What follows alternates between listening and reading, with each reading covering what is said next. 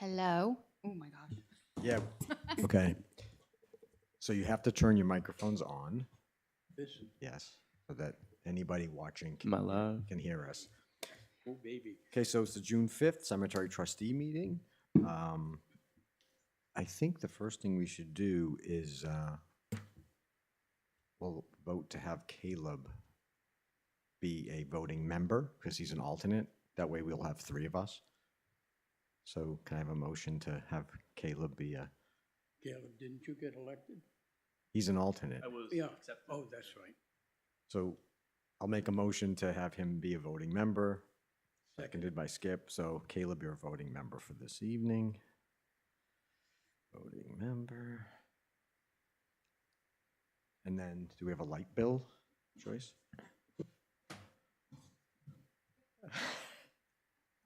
Oh, and we'll eventually get to the meeting minutes from the first, so if you want to start reviewing those while Joyce gets the light bill.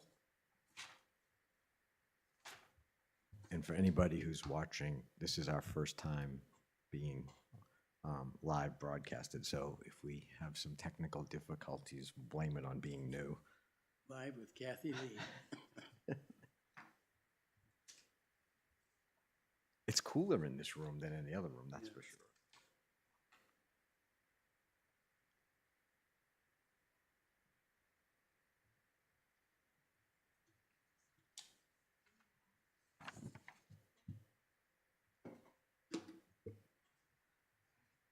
What was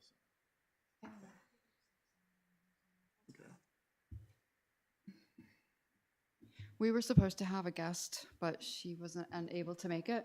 But it is a resident who I think is from Danville, and she was on the Danville Heritage Commission. She wants to get involved with us and possibly with historical.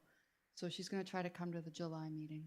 So, yeah, it must be referring to Elaine, right? Yes. Okay, because she emailed me and sent this into the town. So she wants to, she actually applied to, sent in a statement of interest to be an alternate, which I was really excited about. I think, Sweet. yeah. And yeah, she said she Did you sign? couldn't be here tonight, but I think that's a really good sign. She seemed really enthusiastic, and like you said, when in her write-up, she said she had, she's interested in joining us. So, and like I said, that's really good because we Yeah. can use another alternate. Perfect. Oh, and you get to sign this.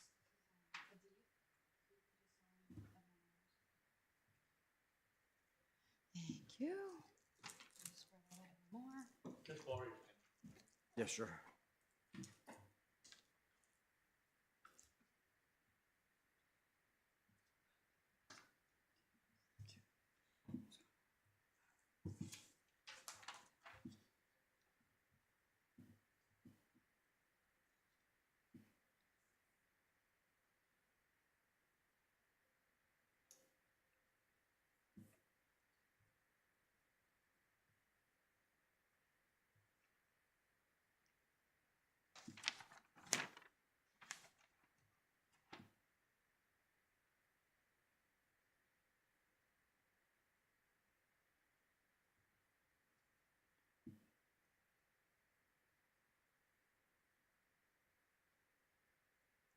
Oh, and I also should add that Jillian notified Joyce and myself that she couldn't be here tonight. Her kids have a game, so That's a nice pen. thank you. Keep your eye on it. I may take it. I'll bring you one next.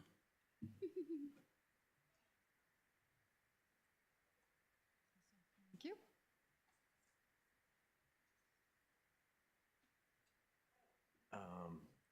Next would be to review and approve the minutes for our May 1st meeting.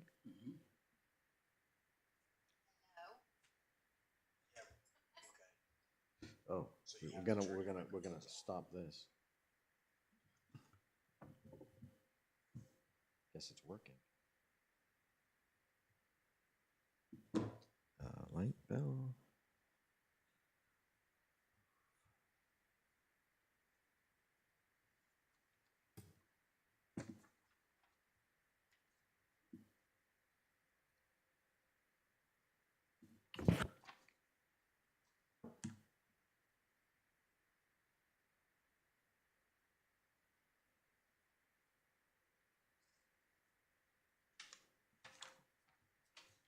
Looks good to me. Joyce, you okay with the minutes? I am good with the minutes. Caleb? Yep. Can I have a motion and a second then? Move to accept the minutes. Second. All in favor? Aye. So we have a motion, Skip. Second, Caleb. Minutes. I will remove the draft and update it on the website.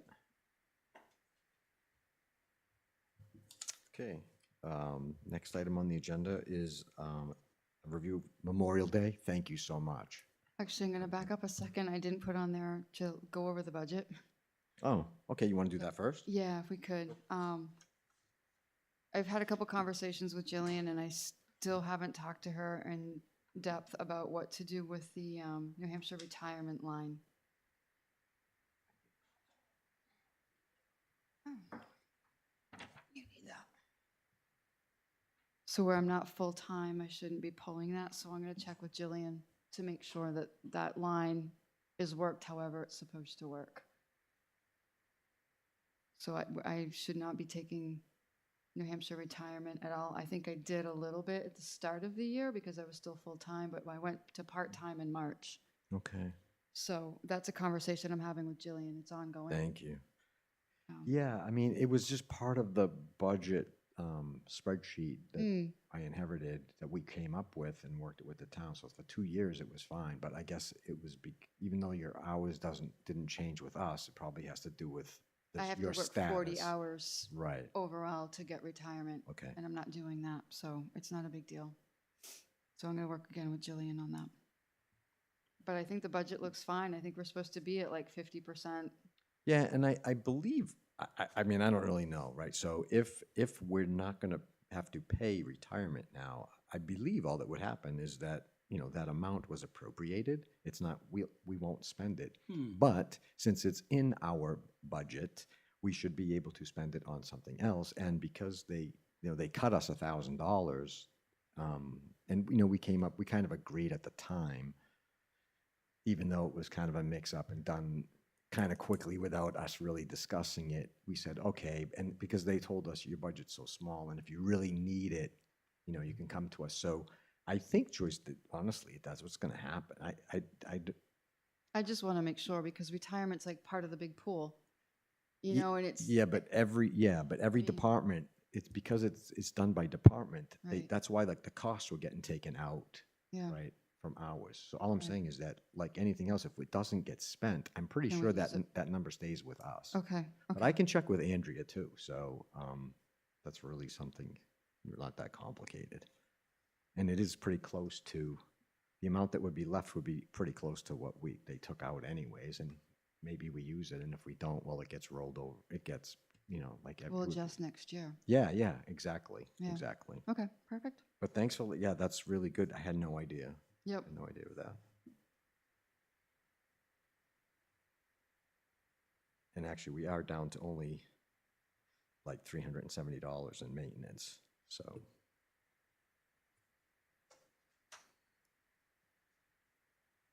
Are all the other ones okay? Look okay, right? 50%, 60. Well, the land maintenance looks low only because Yeah, they did take that 1,000. they took the so thou- right. looks, if I we know, doubled it, that's what we'd I'm- still be at like 60%. Right, of that's it, what I'm so- saying, like, it's because, that's the only one that looks kind of low it's because they cut it in half, Right. so. So land maintenance looks like it's low compared to the rest of the numbers there because we had our land maintenance budgeted for 2,000, but because all the departments were asked to make a cut, we weren't really asked, but it did happen. They took $1,000 out, so our land maintenance is only $1,000 this year. But they did tell us, if you have something come up and you need something, the money will be found. Right. I mean, we're a small department. It's not, Right. we're not asking for anything Right. big. And I'm thinking what I can do is ask Andrea we can move, because within our budget, we can move lines. So I'll see if we can move. I've always been told as long as you don't spend more than what's the bottom line, so that's why I look That at, is, it's absolutely correct. I look at the That is 56.8%. absolutely We're right where we correct. should be. Absolutely correct. But if we can move it, we'll just move it out of the FICA and move it into the maintenance line just to make it right, because that's where we'll spend it from anyway. Right. Well, FICA will stay. It's for the retirement. Excuse me, Yeah, retirement. it's okay. Yeah, I knew you knew. sorry. Yeah. It's really hot. Thanks for letting us know that. Yeah, no, I will work with them and ask them about that.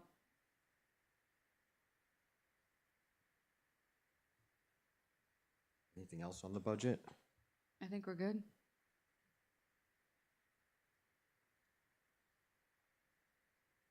Skip or Caleb, any questions or anything on the budget? No, Okay. sounds good.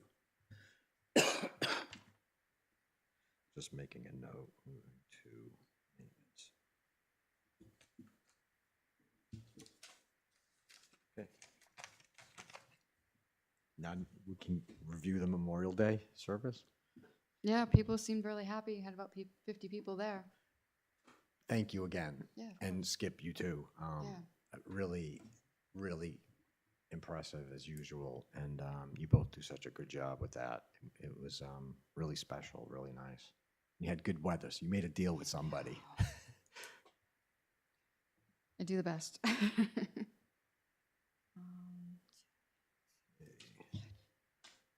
Next on here is the financial review of the flowers and perpetual care.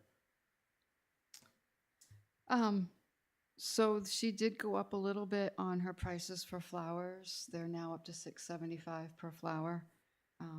Somewhere I have that paperwork.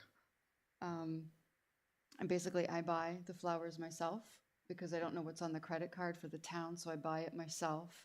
I submit my receipts to Jillian. Jillian submits it to the board. They take it out of general fund. They pay me back. And then they go to the trustees of the trust after I fill out worksheets.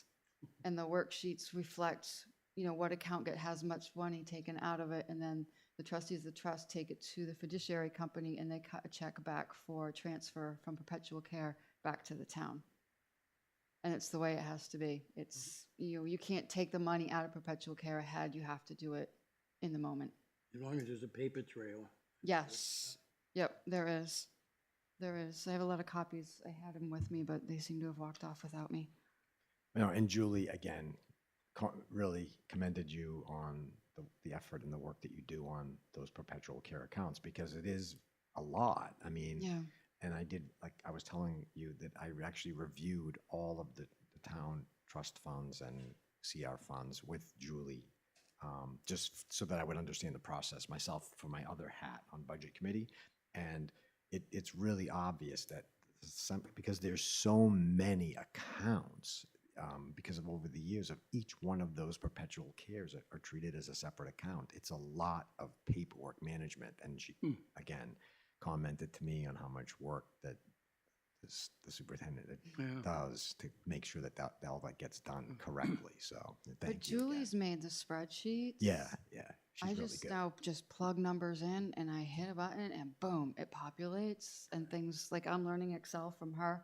And every year we get together, she makes it better. So Julie's been like the tag team and all this. Yeah. Eventually we'll have it down pat. We're really close. Make sure that that gets paper trail as well when you. Oh, put it- yeah. Yeah. Yep. I have everything printed out and I have a file on perpetual care for every year. And I have a binder that'll all go into. I mean, all the extra work that you're putting in preparing all these documents and Yep. everything. You're on the Yep. clock. So yeah, I do. I hand in a log at the end of the month Okay. that has my mileage, but I also am like writing down what I do each day. Good. Sometimes the mileage is 0 because I'm not going anywhere.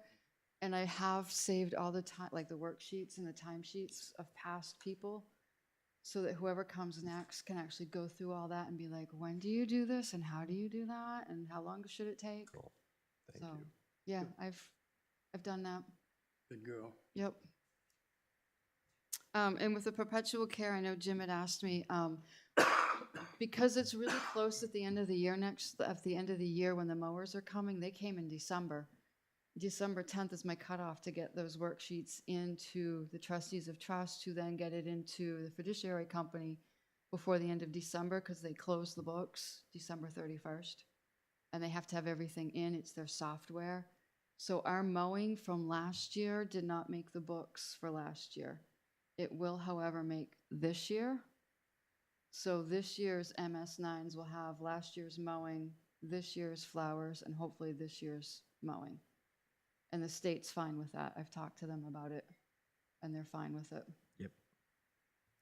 Yeah, and like this, when I was reviewing this with Julie, I had the whole list of all the funds, and I noticed that, wow, the 2024 number for hours for the perpetual care was really low compared to 2023.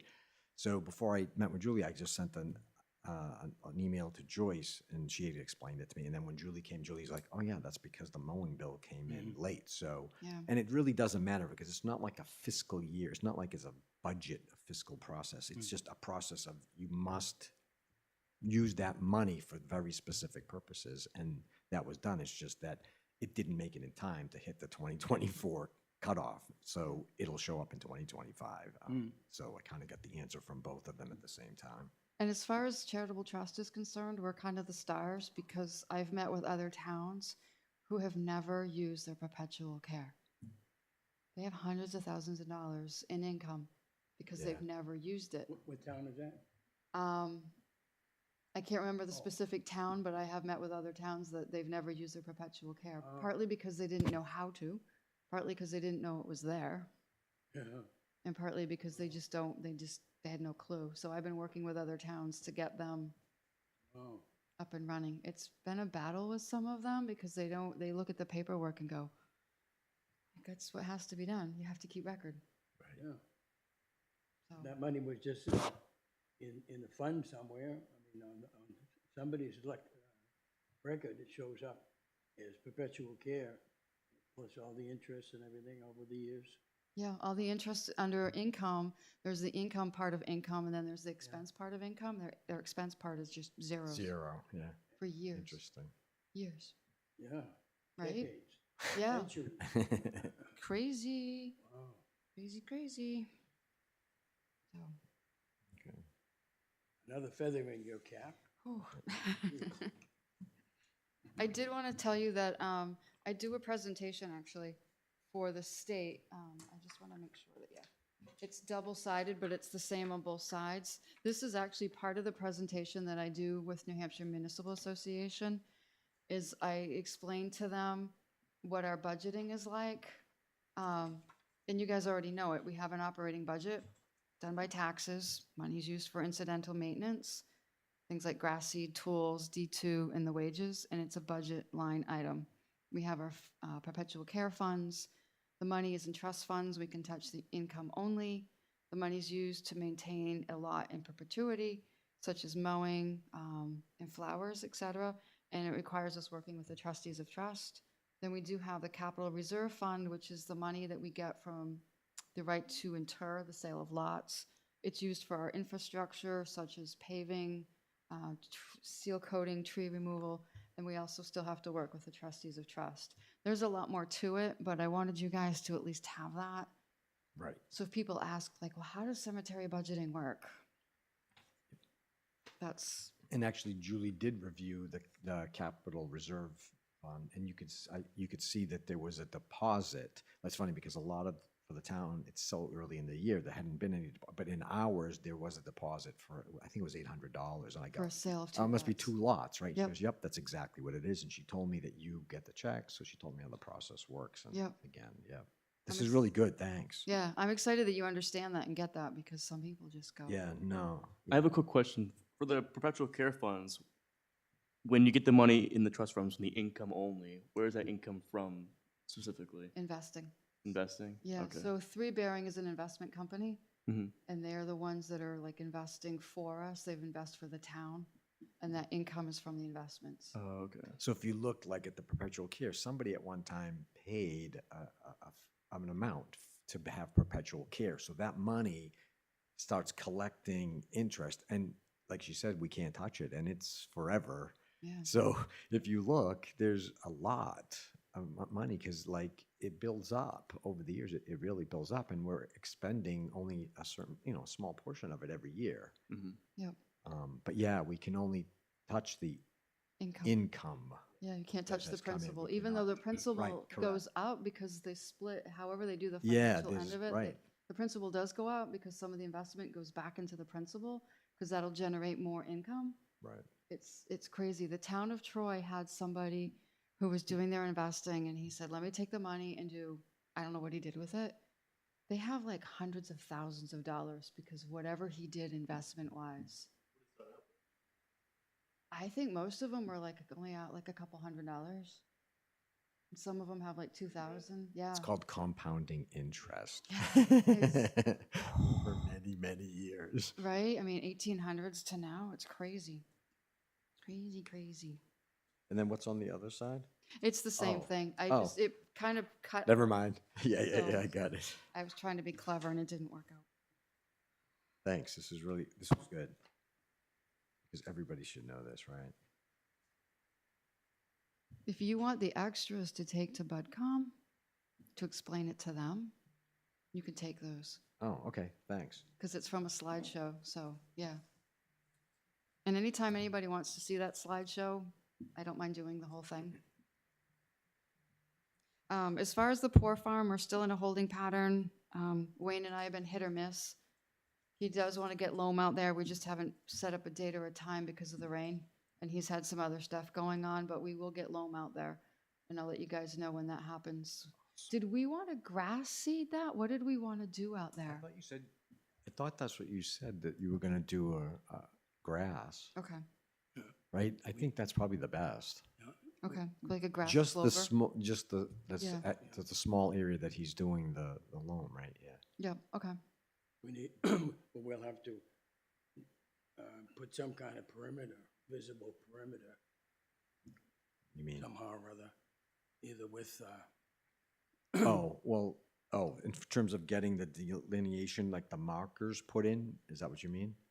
well, the actual perimeter, either, we have the four corners. Oh, yeah, Yep. Well, and yeah, we'll get to that. So Yeah. it looks like this is different from the rest of So I have a phone call into New Hampshire Surveyor Association. They do pro bono surveying. I just haven't been able to tag team enough with them, but I'm also working with cartographics. So cartographics are the ones who will actually put everything on the tax map and help with the deed. But cartographics needs to have an official laminate, was it Mylar type survey? They have to have an official survey. They can't take our points. It has to be official. Okay. So they said, so I met with Glenn about that. I'm kind of getting ahead of myself. He did say that cartographics will want an actual survey. They want an official survey with a surveyor's stamp. He's the one that said, maybe go to the New Hampshire Association for Surveyors. They have a pro bono section. They may be willing to come out and do it because it's for a good deed and it's so small.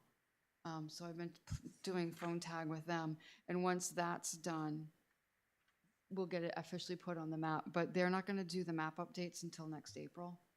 So we have time. That's why I haven't really pushed it too hard. I mean, I know the guys called me, I've called him, and we were just kind of like, yeah, all right, well, we'll get back to you. Okay, yep.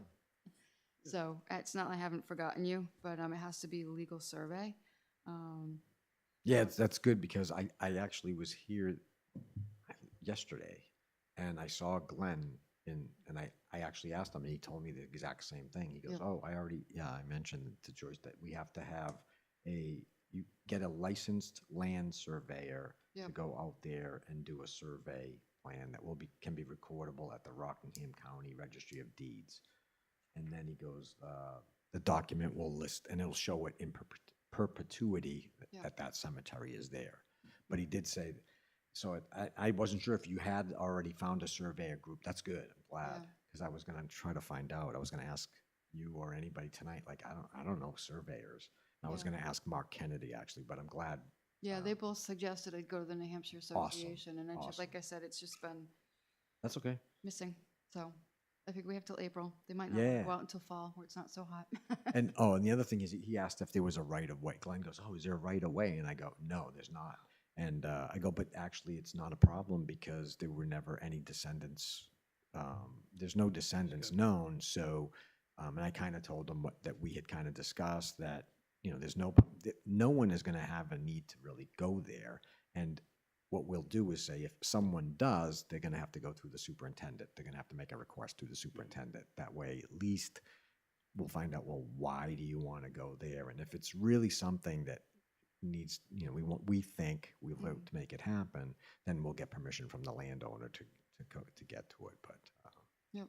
Does that information have to be registered somewhere in the cemetery records? Or I would think we would update our, either make a policy statement or we could update the cemetery. I think we should just do a policy statement because why put it in the cemetery regulations when it's really not, I know it's one of our town cemeteries, but it's really not an active cemetery and it's not, there's no known descendants. So I think, and we have other, policy statement letters that we sign off on that goes in the book so that we document if this happens. I think we have one for disinterments or something. Remember we saw there's a policy statement letter. I think we should do eventually, when this is all done, we should do a policy statement talking about access to the Poor Farm Cemetery, right? Like something like that. I'm just thinking that since this has been publicized now, somebody down the line might say, Jay, I'd like to go see that. Yeah, yeah. So who do I contact? Right. And what do I have to do? Absolutely. And that's why I think the policy statement would be good because then it would be documented in our records that, and again, when we do it, I think we would say they need to talk to the superintendent to get permission to do it. And I think right now we're all aware of it. And I think the town pretty much knows, the town office knows, any cemetery question that comes in, they're gonna ask one of us. Right, yeah. You know, hey, this is Right. yours to deal with. And we all pretty much know. You know, And he's we right. have a file But on you're it. right. It definitely should be something that we document officially and file. But like I said, we've used policy statements before. And we could talk later about it, but I think it would be better to do it that way than update the rules and regulations. You know what I mean? The RSAs do cover access to descendants and everything, so there is a reference to that. 289, but- Yeah. 14A. Yeah, but it mentions descendants, right? Yes. But I think it's even, so from the New Hampshire graveyard standpoint, if you want to go into a private cemetery, you have to follow the RSA, you have to Correct. ask question. I think that's the 289, 14A. That says anybody who wants to go in and do work or whatever has to notify somebody. I mean, if somebody's out running the trails and they go to one that's off the trail, that's fine, but I think where this one is out on someone's property, I think they're probably gonna ask the property owner, hopefully they'll know to come to us and be like, hey, somebody wants to go out there. We've got an RSA that says you have to talk to us first. And it is an RSA. Because I've used it with New Hampshire Graveyard. Cool. Very good. And I know you have markers on here. I mean, and we've discussed this before. Eventually, how we want to do, once they do survey it, they'll put something there. And then if Yeah. we want to change it later to put granite, you know, whatever we want to do, I think we can do that ourselves. They might even request us to do that. I know. I think they do that, don't they? They'll put a marker for sure. Okay. But I know you had talked about maybe getting a piece of granite or something, or Do a 4x4. yeah. Yep, cool. Because when all is said and done, it should be, to me, visible as you stand at the entrance where the marker will, the plaque will be. This is where it is. It's, you know, Yep. the outline of, because it's in the forest, and Right. eventually it's going to get overgrown. Right. And, Right. so I think it should be visible. These are the parameters. However it ends up being done, and I think we need to do that, make sure, because nobody else is gonna have to Right. attend to this. Yeah, maybe we could look at doing something like post with the little plastic chain. I don't know. Maybe we could. Doesn't have to be, Right, it doesn't have to be real fancy, but like I think it would be good to have a delineation. You're right. I mean, kind of like the cemetery on 125. Remember I replaced it with just the two Yeah. posts with that and Yeah. the little plastic chain across it. I mean, at least it's a Looks fine. delineation and it looks fine. Yeah. So maybe we have to go out there and tap in a few posts, but do something like that. You know, when they have those black metal fence posts, and I think I used plastic chain. Yeah, I used plastic chain I think just to so, make a yeah. delineation, and I put a clip. Yeah. This wouldn't even have to be clip. We'll just put the delineation and. Sure. Yeah, it's a good idea. Okay. Okay, so that's Poor Farm.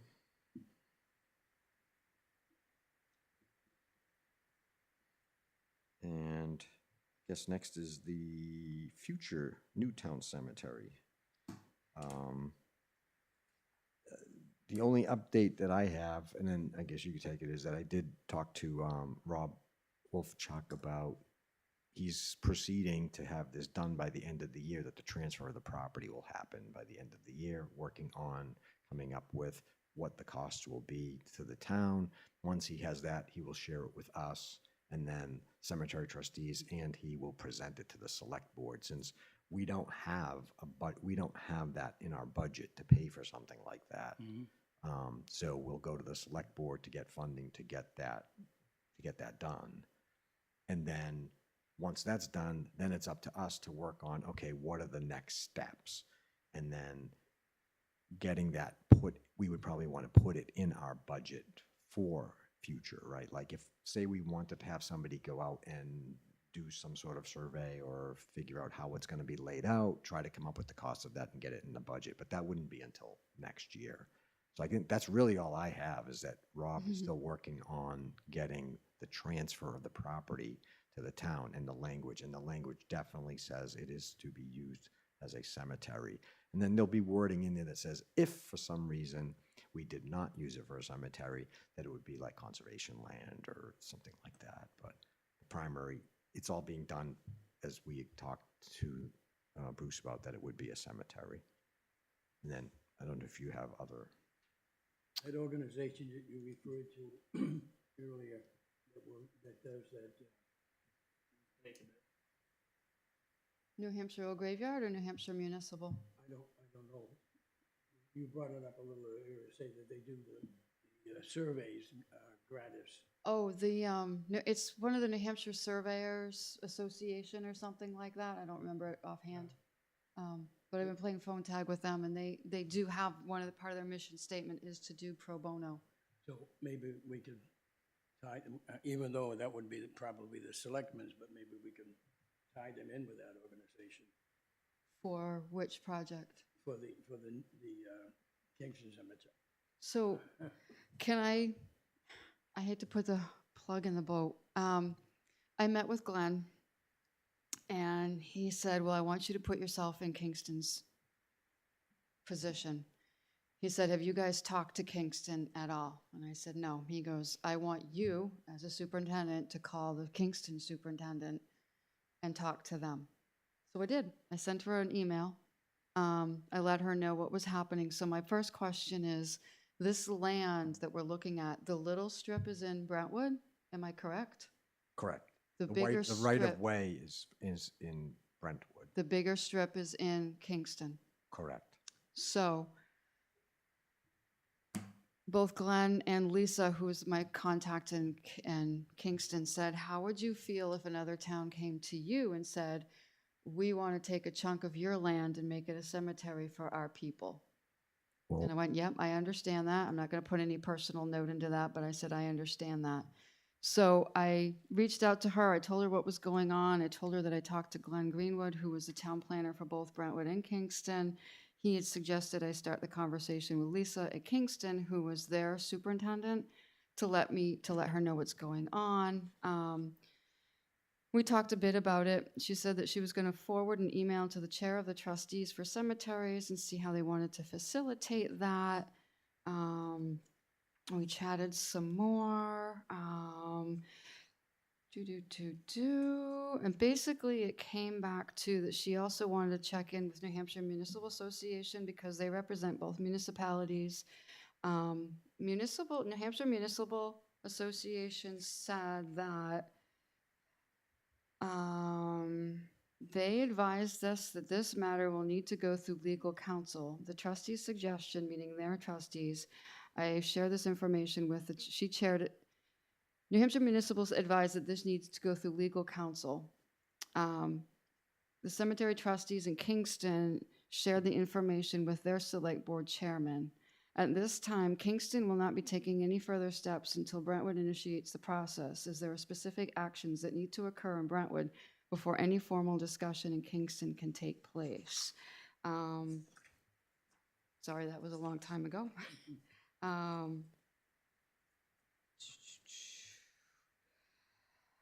So the thought is that we are taking land from Kingston. We are No, taking okay. some of their land. Just so you right know, now. I don't know why you're saying that. We're not taking land from Kingston.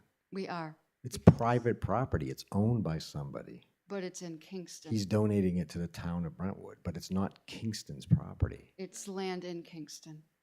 Yeah. And what will happen is that if we try to go through with this, her issue, and she even sat, so Lisa is part of the highway, and she also is part of Public Works, and she actually sat with the Public Works director while we were talking about this. And he said, if you try to put that land that's in Kingston into Brentwood We're not to doing that, be though. a cemetery, that's going to be a boundary.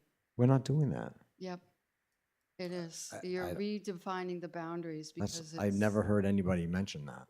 Hmm. I've never heard of redefining. She The talked to paperwork her that's being, legal- the paperwork that's being done is that the Kingston property, lot, whatever it is, I don't have the number on me, but there's a lot in Kingston that is currently owned by a person. It is being donated to the town of Brentwood. So the owner of that property is going to show as town of Brentwood. It's physically in Kingston. And yeah, it's true. We would have to go, as the land, because we own the property, we would go, just like you're going to do any work on that, we would tell Kingston that we're using this we're going to use this as a cemetery. I mean, and I think I had said we should go talk to them about this, but it's not Kingston's property. It is Kingston's property. It's land in Kingston. You own land in Kingston. If you're When you- donating it to Brentwood, Okay, so you're changing. This is, who owns the land at 33 Mohawk Lane in Brentwood? you do, Correct. but it's in Brentwood. Yeah, and I never said, none of us ever said that this cemetery, part of this cemetery would be in Kingston, New Hampshire. I don't ever recall saying that it wouldn't be. But if you're putting a cemetery on that land is located in Kingston. Correct. So you now are asking it to be a municipal cemetery, which now is Brentwood's. And you're asking I'm just telling you what they told me. Yeah, that's It- okay, that's okay. they're And just I telling agree me that, that I we're gonna- agree that legal counsel would have to look at this. And all I'm saying is that saying that it's Kingston's property is not technically or legally correct. It's not Kingston's property. But it's land owned by someone, and the land is That's in right. Kingston. And there's land use, Kingston land use, just like in Brentwood, right? Like it would have to be, because it's zoned rural, whatever. It is residential, and that's the other thing is that we'd have to get a hold of the abutters in Kingston and say, hey, by the way, we're putting in a cemetery. They have the right to come. That's One of correct. them is Chief Briggs, and what are we gonna do if they say, no, we don't want a cemetery next to our house? I did ask if they would be considering maybe do a joint cemetery, and they said, no, we have no interest in another cemetery. I'm just telling you what they told me, and it came down from the Public Works Okay. person, it came down from the Cemetery Trustees. Did and the I think town of it's- Brentwood officially send the town of Kingston anything on this? or I is don't this- think so. Okay. So my 2 cents is that we're doing this, yes, the land is free and donated, but we're looking at a lot of legal stuff, because if we are redefining town lines, We're not, okay, I don't think we were ever gonna have that happen, honestly. I don't think ever, I never heard Rob, I never heard anybody mention redefining boundary lines of towns. It may be the de facto, that's what happens, because on the map, it shows the boundary of Kingston, and the boundary of Kingston is going to include part of that cemetery I think that, yeah, on the map, it's gonna, so when the question is, de facto, in effect, we are saying that this land belongs to No. Brentwood now.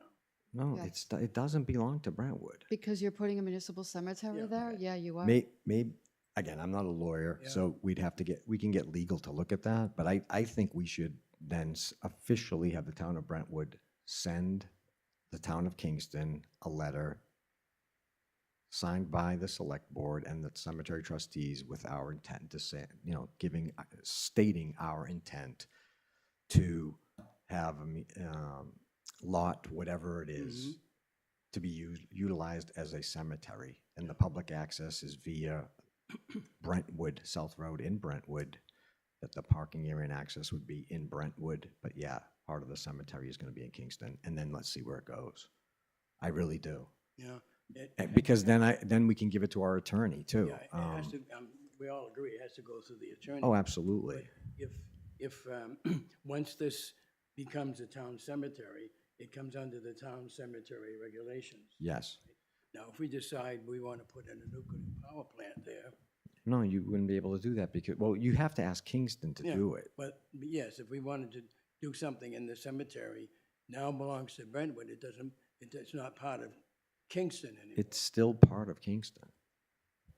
Well, The lot is, again, I can only go by Yeah. my discussions with Rob and with Bruce, that the lot would remain as part of, it's a lot on the Kingston map, and that was never gonna change. Only the owner of the lot was gonna change from Bruce to Town of Brentwood. so, So I never heard anybody say that they were gonna try to get it, no, but that there- land there is an converted into overlap Brentwood. Because, And ownership, the town can own properties outside of its boundary. that's true, but do they have control over what goes under? They have to abide by the rules and regulations in the town that owns it. So, like I said, So the all cemetery along. would go by the Kingston Cemetery Trustees? No, because per RSA, whoever owns the cemetery Mhm. has the cemetery trustees, and the town of Brentwood would own the cemetery. The lot is part of it is physically in Kingston, but it is owned, both lots would be owned by the town of Brentwood. If you looked at the deeds, they're owned by the town of Brentwood. But the question is, who has authority, in it?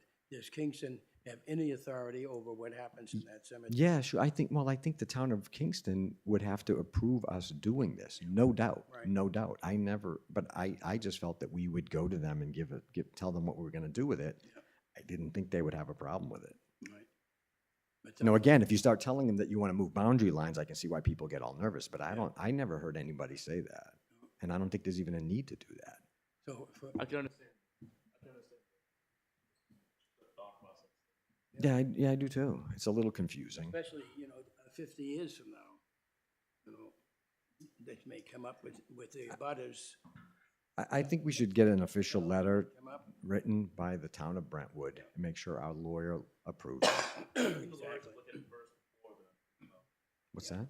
The lawyer should ask the lawyers all these questions before we.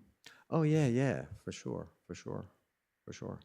No, and all along, I mean, there were some people who were telling us, oh, yeah, you don't need to tell them until later, but I wanted to tell them way up front, just so that if what she's talking about, right, like if the town of Kingston is like, no, we don't want this to happen, well, we might as well find out now. Exactly. Because at least the butters may have something to say. Right. They, all of a sudden now, they had planned to do something right next to that on their property. Now they can't build anything within 50 feet of that. Right? I don't know if there's differences between what you can do between two properties and when your property abuts a cemetery, if there's.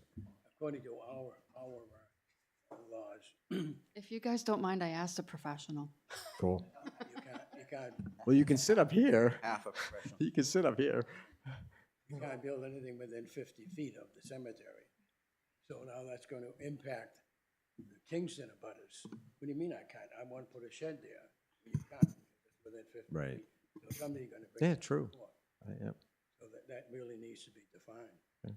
Can we allow Mark to speak, please? Any town can own land in any other town. I'll give you case and example. The dam is owned by Exeter, which has an acre of land associated with it. Exeter pays the town of Brentwood a tax bill on that land. It's the usage. It's the zoning and land usage that may be problematic. I don't know Kingston zoning. I don't know whether you can have a cemetery in whatever zone that property is zoned in. Yeah, I agree. To avoid that whole conversation, you could, in theory, move the town lines. I don't know what that would entail. I really don't know what that would entail. But that was done before, by the way. The old maps of Brentwood, it shows a little horn up Mhm. I think next to Exeter. And that was changed in my lifetime, because I remember that happened. No, you can change, I don't know the process to changing that. Yeah. But don't get hung up on who owns the land.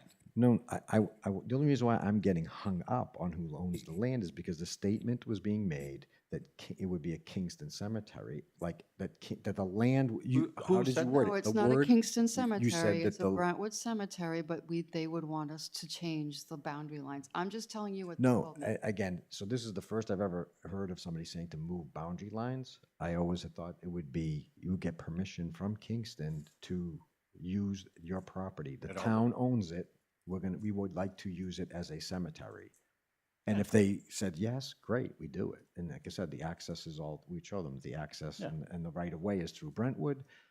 If they say, I don't know, abutters, because again, I was only going by, and I think when I talked to Bruce and talked to Rob, we assume, well, it's rural in Brentwood, rural, we could take, like, we have properties in town that we were looking at using as cemeteries because you can put a cemetery in a rural zoned area. And we assumed is a rural zoned area. That's Brentwood zoning. I know, no, I Kingston know. does zoning completely Oh, no, different. I know they do. have I know they do. I know they do. But all I'm saying is, like, all I ever thought we were going to do, and actually it was Joyce and I who wanted to go to them right up front and find out, was to answer that question. But again, I feel like there's confusion here because if Kingston thinks we're trying to get boundaries moved, I never had that intent. And I'm just one person here, but like, I don't think I had never heard anyone at our meetings or Bruce or No, Rob or of course anybody not. talk about moving a boundary because No. I think that's really complicated. And I don't know if we're going to ever get that done. I don't know if we even be worth it for something like this. I mean, the access to this is going to be in the town of Brentwood. Correct. That's the only way you're going to get access to it anyway. Yes, I so believe that property's landlocked It on the is. Kingston side, It is. right? It So is. I would explore that further with the town of Kingston. Just so you know, I kind of just said that I recommended that we should have the town send an official letter signed by Select Board and Cemetery Trustees stating our intent to use lot da-di-da-di-da, whatever it is, and it will be owned by the town of Brentwood, access through lot number da-di-da-da in Brentwood, right? But the lot number da-da-da in Kingston will be part of our cemetery, a future cemetery. If it doesn't match the zoning of Kingston, you could go to the ZBA of Kingston. and- Correct. and- I mean, and we have a kind of go zoning down, variance I would granted. just go down the path of that. Yeah. And if there's big resistance or whatever, then you say, you know what, Just back away we from it. can't do this. Yeah.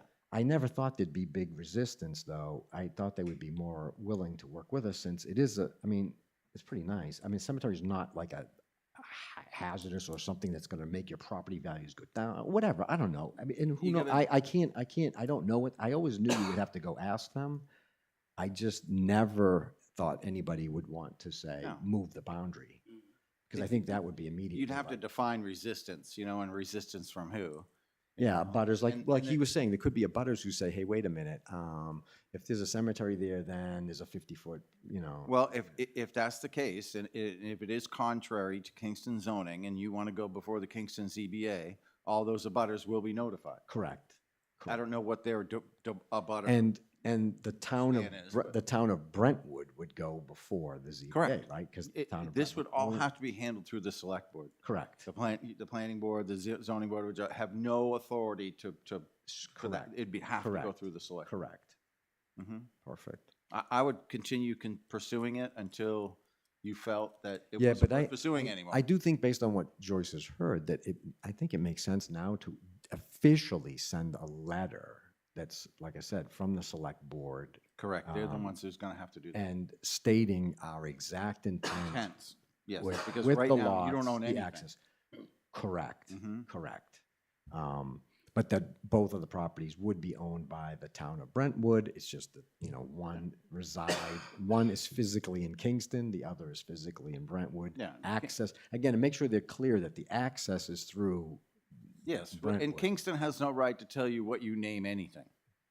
what's name it? Oh, Yeah. yeah. So, say if you were to buy a farm in Kingston, and you wanted to name it the Brentwood Farm. Right. They would have no right to tell you that, no, you can't name property in Kingston the Brentwood. And in Farm. the RSAs, it does say that if the town owns, whoever owns the cemetery those trustees are responsible. So Yeah. even though it was physically, part of it is physically in Kingston, it would all be owned by Brentwood. So I was interpreting the RSA that the Brentwood Cemetery Trustees would manage it. And I think that's correct, because we would own it, even though it is physically in Kingston. Any of those issues could be resolved with written agreements Yeah, with the yeah, town. and I don't, right. What their fear would be, what my fear would be, flip the script, shoe on the other foot. My fear would be is that Kingston might abandon this cemetery at some point, and then it becomes the responsibility of my town to end up maintaining it, or, Yeah, we just went through that process, so we know that process. So that if I was the town of Kingston, that's how I would want to protect myself. I would need some written agreement Sure. with the town of Brentwood to protect myself. Because there is an impact on the abutters, because you can't build any structures within 50 feet of boundaries of a cemetery. So the abutters there now are going to be affected on what they can do with their own property in Kingston, or what even Kingston can do. I have to really deeply explore that, but the use is generally considered a pretty low impact use. If you think about commercial entities and the impact they can have on adjoining properties, I would say a cemetery is pretty low impact. Except for They're pretty quiet. Yeah, just except for saying. that boundary. What is it, 50 feet, George? You can't build anything within 50 feet of a area. I guess I don't know what the exact words are, but it does impact. Yeah, that goes into soil science, and so on, like well radiuses and effluent, and there's a setback to those to help protect water quality. There are all kinds of other Yep. things that come out in the discussion like this. Oh, I didn't think about that. So we have to make sure all of those. Well, they would, not, I mean, That's true. again, if they're because if they give us permission to do this, or if there's problems, they would have to go to the abutters, you know what I mean? No, Like, you- I mean, we you- would go you to would- the abutters through them, though. Correct. Through They would have to be theirs, yeah. notified of the process. There will Right. be a process. Right. It's same the process you're probably going to have to go through in the town of Brentwood. Right. With the property that's in Brentwood, all the abutters will have to be notified, and there'll be a process to that. And that process will move forward, and Okay. we'll see what happens. So you agreed, we don't mention about changing the boundary, we just send them a No, letter. I saying- don't see the need. I would double down with Glenn, just to make sure. Yeah. But I certainly don't see the need for it. No. It could be that it may be easier than whatever process Kingston wants to put you through. That should be explored. What is the process? Maybe that process is easier than dealing with that, with their ZBA or whatever system that, you know what I mean?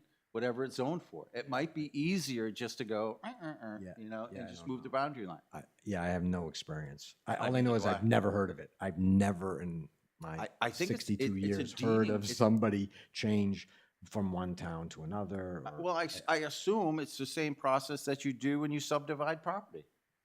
It's really no different. Yeah, You're just two massive parcels of property. right. It's all about meets and bounds and having those meets and bounds recorded. Yeah. And obviously you'd have to get council involved to review the meets and bounds and surveying work. And it's not the first time. I'm sure it's not the first time it's ever been done. But it may be easier than going through the Okay. process with Kingston. It's something that you should explore and have knowledge of. You understand what I'm saying? Yes. This one process may be extremely cheaper and easier than the other. Okay.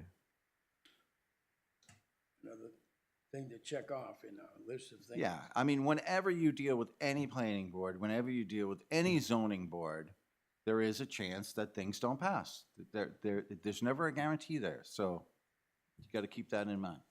Okay. Cool. Thank you. Anything else? Good advice, thank you. No, I don't Yes, think sir. so. Yeah, that's, I'll be over there. thanks. Thank you, Mark. Wow, that's a good update. Mm-hmm.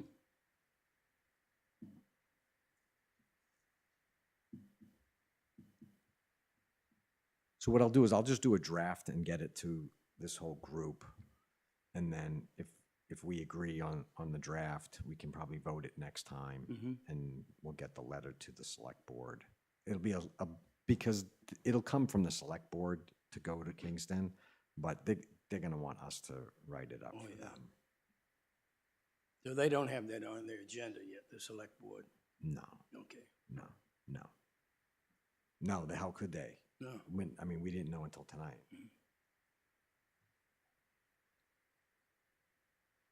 Bummer. I mean, I will say this, I'm glad you went and asked them because rather than go too far down into the process, because we had kind of heard from others saying maybe, oh, you don't need to tell them right now. Let's, and I'm like, and I think Joyce and I were the ones saying, no, we definitely want to let them know and make sure that there's not something more to this, because it is an odd situation. Okay.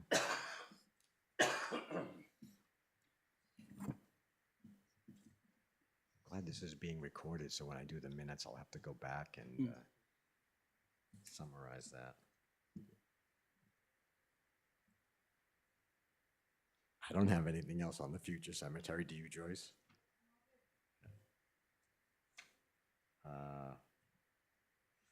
Next one is the DAR stone cleaning.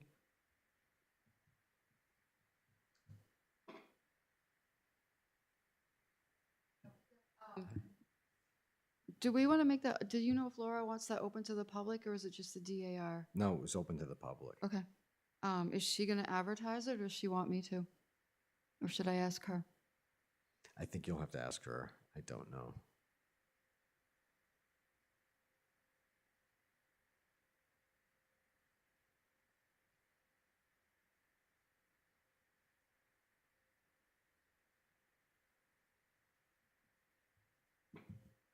But is that the date? Saturday, June 22nd, June 21st? Yes. 9 a.m. I don't know if I have it on my calendar. That's just in the Easy Cemetery, correct? Yes, in VZ.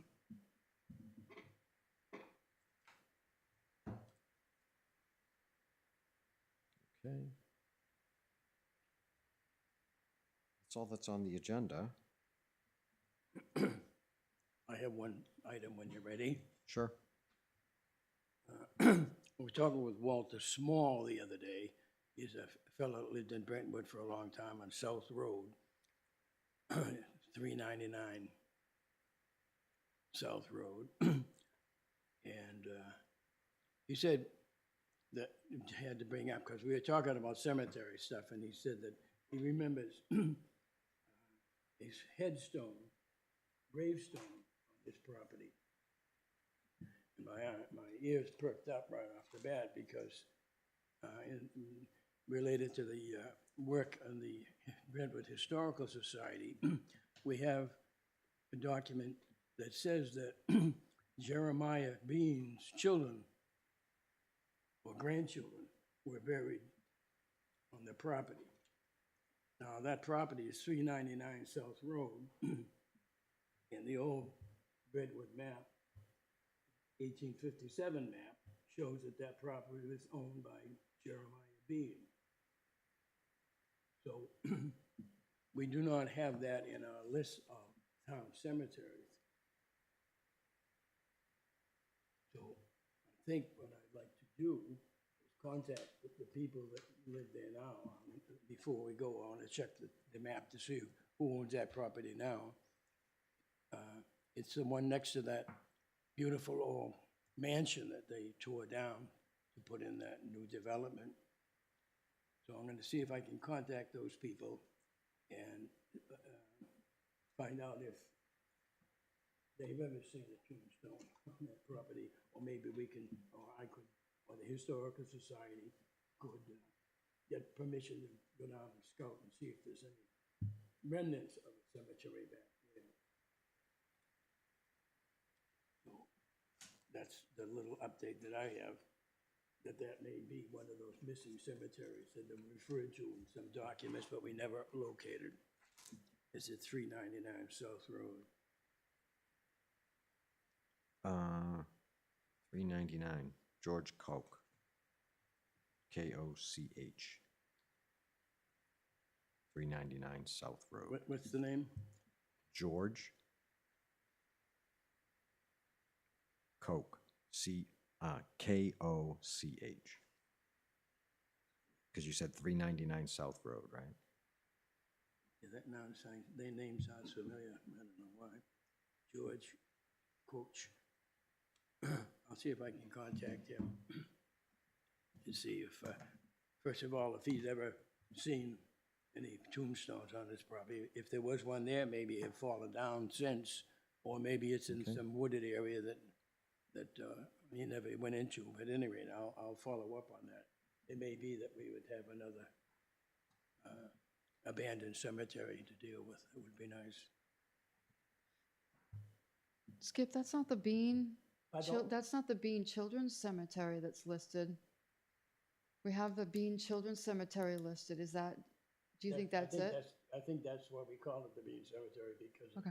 it was referred to it, I don't know whether it was his probate or it was adjoining property that used that as a boundary line, where it said, maybe in his will, that he mentioned that as a boundary line, the cemetery where my grandchildren are buried. I've forgotten the details.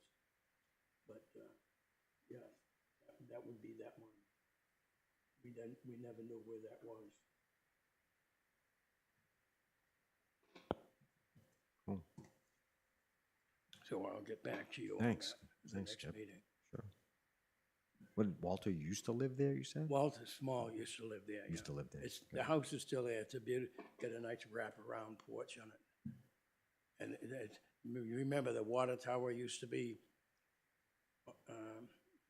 if you were going west on South Road,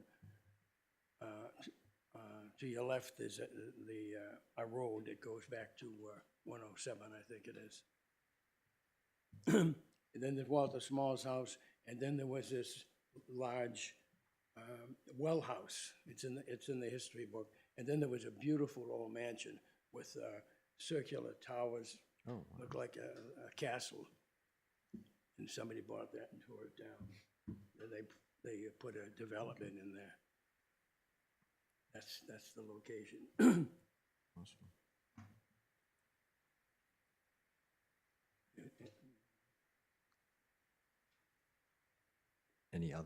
Anything else? That's it. What you Joyce? call it. I don't have anything. Caleb? Then public comment, there's no one here. We thank Mark for speaking to us. Our next meeting, rather than having it on the 3rd, how about doing the 10th instead? Since the 3rd, I think 3rd is the Thursday, and since the 4th is the Friday, some of us may not be here. So we'll have the next meeting on the 10th. Very thoughtful of you. That's right. We'll have to prepare for, my fireworks show. Mhm. Yeah, 10th is the Thursday. So we'll say next meeting, Thursday, July 10th, 5 p.m.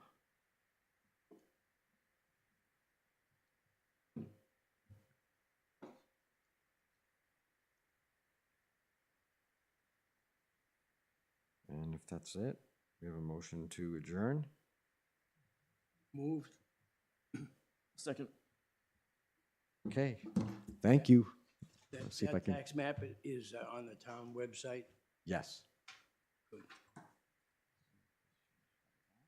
Hey Joyce, when are you doing stone cleaning next? Are you doing anything before the 21st or 25th?